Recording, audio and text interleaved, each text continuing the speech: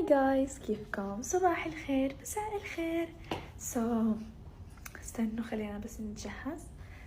طالعة. لا أنا وين رايحة؟ ليش لابسة؟ شو عم تعملي؟ خليني أحكي لكم. أوكي، أول شي صباح الخير.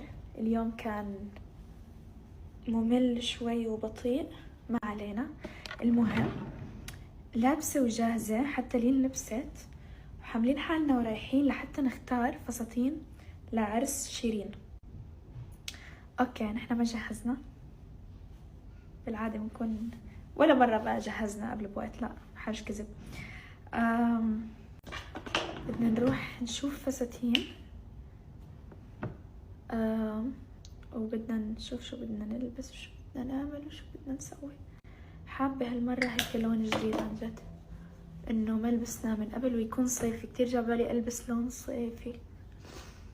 المهم